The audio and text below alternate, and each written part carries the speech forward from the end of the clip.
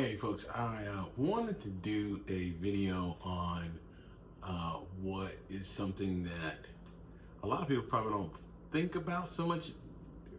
You obviously know that you need tools for the electrical trade, but as a newbie, I wanted to show you a couple of things that I learned just in this very short period of time that they don't really tell you. If you look at I'm sure you can find lots of videos that talk about, needing climbs and dikes and all that sort of thing. But I wanted to give y'all a couple of tips on just short things that I found in my, once again, in my most short time here as an apprentice, that I didn't know that would be an issue, that I didn't know as far as this industry is concerned. And I think it's things that get left out a lot of times, or at least it's not something that you'll probably find in the other videos. You'll probably find it out later on as you get into the industry. But I just wanted to go ahead and put this out there. And one of the first ones that I wanted to start out with is hard hats. Now, everybody knows we're going to have hard hat. You're going to have one in the field. It is a must as far as for any job site that you're on. But what I didn't think about was some of the hygiene things that go along with hard hats and some of the accessories that are definitely going to be needed. And those things typically are probably going to be needed early. I wanted to show you. Here's my hard hat. And of course, regular hard hat, whatever. We'll talk about this on it in a minute. You probably know exactly what that is, of course. But what really got me with the hard hat is this inside piece. This little thing here that does come out, it pops out. And anybody that's had a hard hat or is familiar with these things knows that at least that they have to be changed out every so many years. They have a date on them. But it's this part that gets me, that I was noticing. This thing gets nasty. Of course, it's a headband. It makes sense, but I didn't realize, maybe it's just my chemistry or whatnot, but I did not realize that it was going to stink as bad as it does. It's terrible. So be aware that your hard hat's going to. There are times when I have this thing on, and they are changeable. Sorry, they are. You can change them out, by the way, but there are times when I have this thing on where I will smell the scent coming from my head while it's on, and it is disgusting. You talk about something that will throw you off, is smelling your own sweaty scalp. So it's probably something that's obvious to people, but I just thought I'd bring it up because it really surprised me just how bad these things begin to stink. And as I was saying a minute ago, is that these are interchangeable. I do have a order in to get these things changed out. These can easily be changed out. The hard hat sweat bands, if you will, it's just a little piece, and anybody knows that's seen these things, just a piece that actually comes in the back that turns it, that keeps it tighter on your head, and of course the sweat band, and then the belts here that keep it from as a hard hat should be, doesn't touch your head altogether, so when you get impacts, whatever.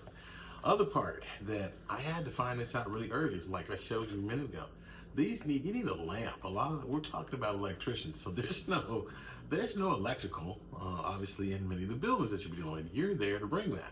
So then there's these headlamps. Now, what I wanted to say about the headlamps, because I think that's something that once again you can get from other videos. But what I wanted to say from a newbie's point of view with these is that there's some of these headlamps, and this is one, for example, that while it's bright, it seems like it's pretty bright by looking at it, and it is. I mean, it's not like it's not super bright, at least. I mean, that looks somewhat bright, but it's really in the way that it disperses light. For example, this one disperses light in a very wide range, and while that's helpful, you're on the site, of course, you see you can light up the whole area. What normally is a bit better from what I've seen is one that's that's a very direct range, that's very direct, and it looks, so the band of light is literally on whatever you're looking at. It's real pinpointed sort of thing. So just a smaller band of light rather than a huge cascade or a large range, large area of light. Just something that I noticed is when I was going through the job. it's funny because I'd had people that some of the apprentices that were in a dark area, of course, with me when we were doing some work. It was funny that they were like, "Whoa, you're lighting up the whole room." It was like, I don't even need my light to walk around here. But when we got to the place where we needed to work on something, then it wasn't quite as good to have this wide. I really wanted a much more concentrated band, more of a straight line of light, if that makes sense. So just something to keep in mind. I know for me, I bought a terrible hard hat at first. And I'll put these things, you'll probably see the pictures of these things showing up. But I realized and was told later on when I started getting into classes is that not all hard hats are equal. For example, a Class C hard hat is typically like the cheapest one you could buy. Of course, going into this, you don't want to be too cheap, but it's like you only have so much money to spend. So in that case, what I did was, once I bought my hard hat, I was in my classes and they were like, yeah, Class C is the one that you don't want. Of course, that's the one I have, as I said, but the higher classes, the classes they talk about you really should have as an electrician, from my understanding, is a Class E. So you remember that Class E, like electrical. Anyway, so I just thought that I'd bring that up as far as the hard hats are concerned. And those are things that are kind of new to me. Now, like I said, you could probably get that information anywhere, but I just found those things that were interesting, things I hadn't heard anywhere else, at least. So, high visibility clothing. Typically, they're going to give you this ugly vest. You've seen these things before, all on the road, whatever. Not every site has to have, do you have to wear that ugly high visibility vest, but there are, or I should say there are alternatives.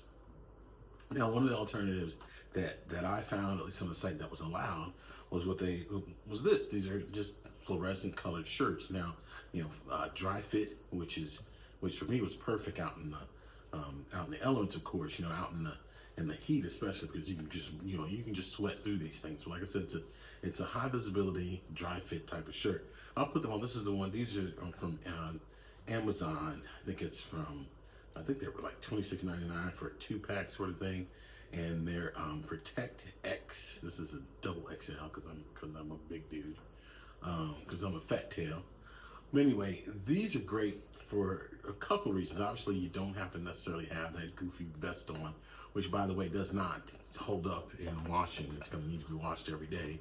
And those little vests pretty much tear apart after the second wash. So you definitely want something a bit more durable. Now, not every job site is going to allow you to have on. I don't know offhand, but just in case, definitely wear their vest or whatever and ask them about this. But one of the great things about the high visibility shirts, like a dry fit, some of them, like this one exactly, for example, have this hood on them. Now, the hood, I didn't realize this before, but if it's acceptable, or if you can get away with it on your job site, you can actually put this hood over the top of your head while you have your hard hat on. And I never knew in a million years how helpful that is to keeping you cool. You would think that seems so counterproductive that you've got this heavy hard hat on, or at least this hot hard hat on, and then you've got this hood that's underneath it. You think they just cook your brain or whatever, but it's really surprising. I think really what it comes down to, so this dry fit, I'm just going, I should probably get ChatGPT and just tell you exactly what's happening with it. But in my opinion, my uneducated opinion, it seems as if the coolness from your sweat begins to take up into the hood portion, and then that helps kind of cool down even more so. How sweat's supposed to be there to cool you. It's almost like that sweat, when it gathers in that hood, almost cools you even more, cools you a bit quicker around your head and everything, which makes you feel cool. So just something that I thought was interesting. Like I said, I should have shown you a picture of this somewhere, and it kind of shows you on Amazon where I bought it from. And I think orange as well. And like I said, make sure that you're looking at you're talking to your superintendent, of course, the crew, as to what you can wear and what you can't wear. But I just thought that might be something that would be, a good tip for you. Next thing I wanted to get into as a newbie, this is the most important tool you'll have. one of the most important tools, which is your tool belt. I thought that it was you get a tool belt so you can put your tools in it. Not necessarily the case.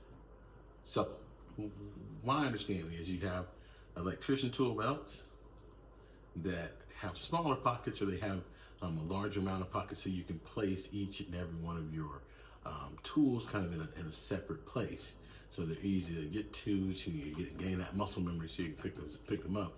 And they have what's called like carpenter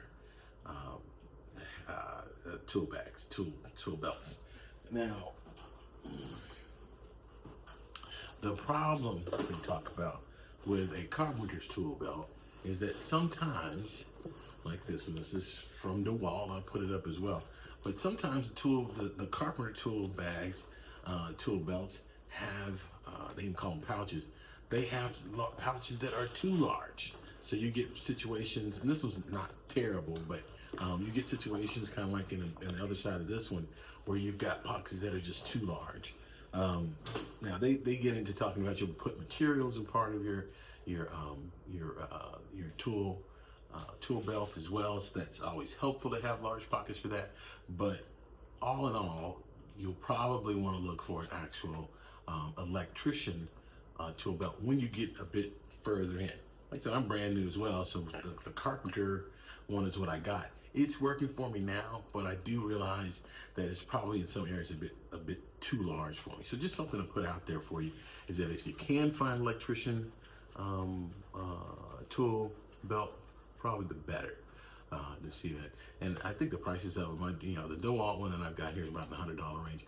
I have seen some electrician tool belts that are specifically electrician tool belts that are around 120 or $100, 120 range by different makers. So now this is one that I found pretty interesting. Kind of a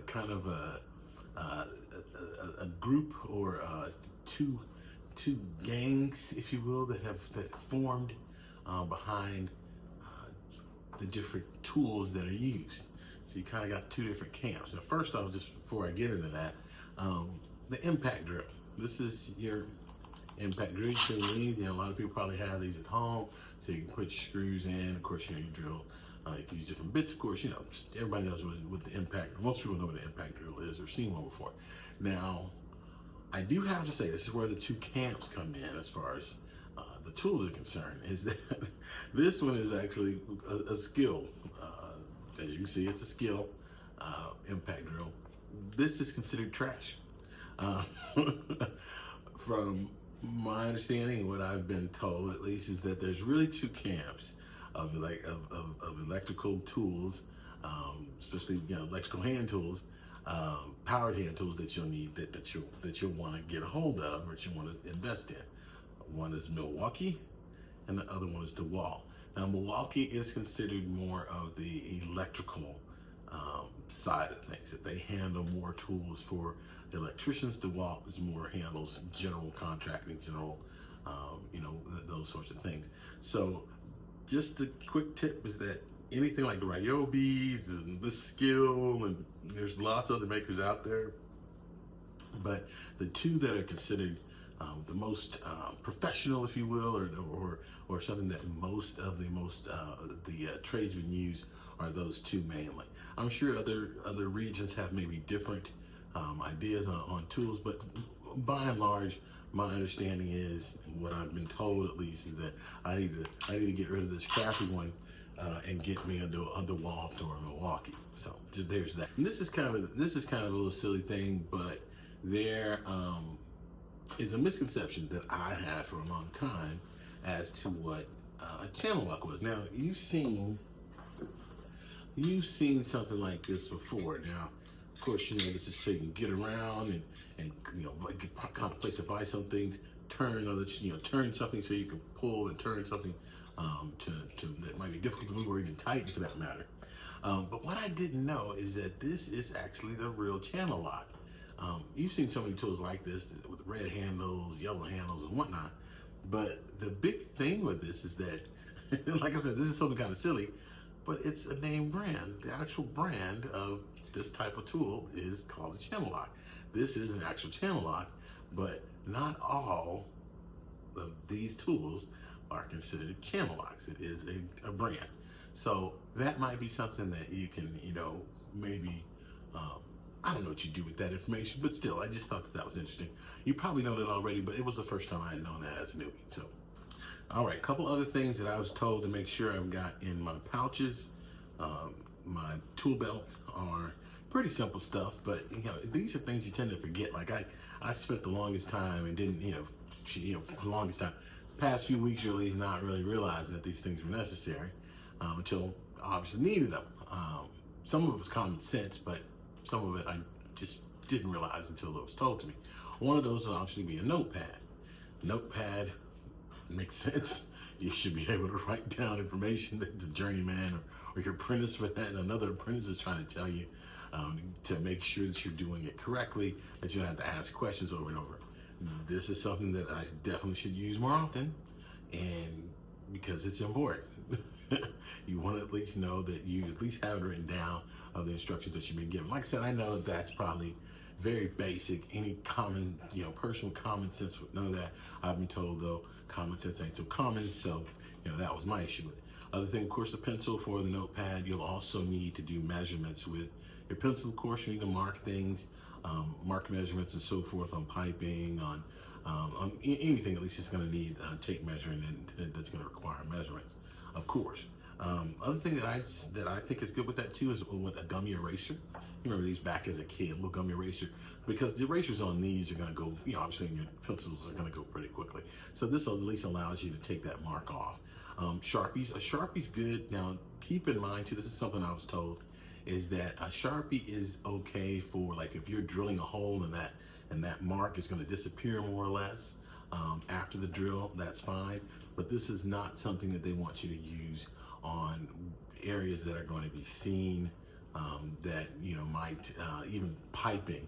They don't want to see that. It's almost like it's kind of a it's considered kind of bad form to have a Sharpie mark on something when you're measuring it. So that's a no-no. But for anything else, as far as like something that you're going to drill, you'll definitely want a Sharpie to keep that point there, because you want to be able to see whatever you're drilling, whatever you've made the mark on. But it needs to be something that will no longer be seen once the Sharpie mark is made. So just some things I thought that would be of help to you as well. Another thing that as a newbie that was expressed to me was pen testers. Now, the pen tester, and I haven't, believe me, just in this short period of time, I haven't gotten to use this that much, because like I said, we don't, like I said in an earlier video, we don't do active sites. But this tester that I have is through a group called Fluke, the company called Fluke. And my understanding is that it is a better pen tester for electrical currents than something like a Klein tool, the company Klein. Reason being, from my understanding, I'll put it up here. Reason being that the Klein is not. The Kleins are typically is a tool company, so they make tools, while Fluke, this company, makes testing apparatuses or testing devices. So many people have said that they've had some issues, and hopefully Klein doesn't get mad at me about this, but many of my folks that I work with, that I've been working with at sites, has said that it's better to have the Fluke more so than the Klein, as the Fluke, as I said, is going to be more geared towards exactly what it's made for. So just something to keep in mind as well. I have, during my period there, I have been sent, I bought a Klein, and I was told that I could not come back unless I had a Fluke instead. It's just, like I said, it is considered a better tester. Another thing, I'm almost done here, but another thing that really, I didn't realize this was that big a deal, but your level. Of course, you're gonna need a level to find out if things are straight, whatnot. I didn't realize that you're gonna need a really strong magnet on your level. I had bought a cobalt level at first, and when I got to the job site, and sometimes you'll have your journeyman will need two levels to, let's say, he's making sure he measures a pipe out when it's being bent. He wants to make sure he's leveling it from different sides because he wants to get the degrees right. And in this instance, I had a little cobalt one. and the magnet's just terrible. So it would basically fall off anytime he kind of put his foot on the bender. So he told me right away, like, you're gonna have to get a better level that will actually, with a very strong magnet. That's where Klein comes in. Now, this is a Klein. We talked about Klein a minute ago, but in most instances, Klein makes a lot of really great tools. I wanted to bring this one up because this is, typically I've seen it just this orange one, but you do want to definitely have one with a really strong magnet, because some of them, the cheaper levels, they're just not going to be strong enough for what you're needing. You're going to get laughed at. You're going to get told to buy another one anyway. You're not going to say laughed at, but you're going to be told to buy another one anyway, because you do need a strong magnet. You're going to be working with a lot of metal. You're going to be dealing with things that, especially piping, that's going to need to be leveled, and you want something that's going to be able to actually stick on it, of course. And another thing that is kind of something that you don't hear, that you probably don't hear a lot, but what I found, and every site is going to be different, every crew is going to be different, but something that you may want to have on hand is a dustpan and a broom. That sounds like that should be, a normal thing maybe, so you can clean up, but you'd be surprised when you're, putting your tools in your car and whatnot, that the last thing you really want to put in there is a broom and a dustpan, because it's just going to take up more room. If you just have a smaller car like myself, you've got a truck, fine, great. If you got like a smaller car like myself, it can be a little bit awkward. But even with that bit of awkwardness and trying to kind of get it in there the right way, it is worth having. I found that for myself. When they ask you, you may be asked at the end of each shift to really clean up your area. There is some sort of thing that goes around talking about electricians, or at least kind of a jab at electricians, that they never clean up after themselves. So a lot of sites, a lot of crews want to be the opposite of that. They don't want to play into that, that generalization of them, right? So, be prepared that that's a lot of bending down to pick up pieces of MC and the wrapping from those, screws, water bottles, whatever. You want to make sure at least that you've got maybe a little box, as well as maybe a dustpan and a broom, so that you can clean those things up. Sometimes the area that you're working in, it might even be easier for you to clean those things up as you go. Kind of bring all these things up. It's a lot to kind of keep with you, but it is something to think about, that you don't want to have to be bending down to pick up all the trash that was left behind after you did your installs. Just something that I'm putting out there. Finally, real simple thing here as well. Make sure, was a big one for me, make sure that you're charging up the things that you need before you go back in to work the next day. Yeah, this is something obviously most people should know. Look, if you're going to be able to use your power, tools, you probably need to have them charged up.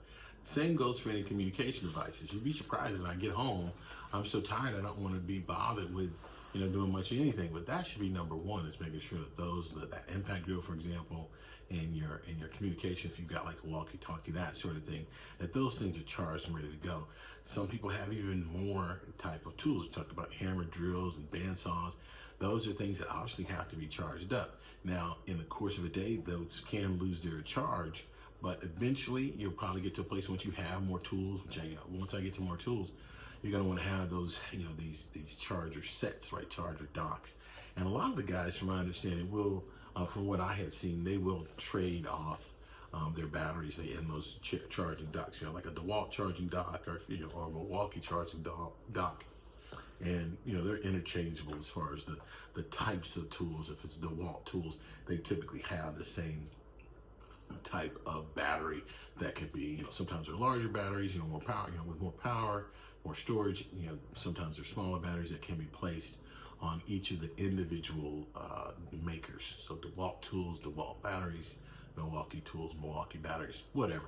So just wanted to put that out there. This is all stuff that I just gathered in the past few weeks. Once again, I wanted to bring them to you because they're just things that I didn't know right away, and they're things that I just kind of had to pick up as I went along, even in this early early period of things. So just wanted to pass it on. Once again, if you have any comments, tell me about your tools, man. Tell me about what you're using. If you have questions about some of the things that I mentioned to you here, If I don't know, I'm sure we can get somebody that does know in the comments. Hell, I know, of course, you have ChatGPT is everybody's best friend these days. So yeah, if you need to put that in there, and if you want to offer that answer up because it hadn't been answered in the chat or in the comments, then great.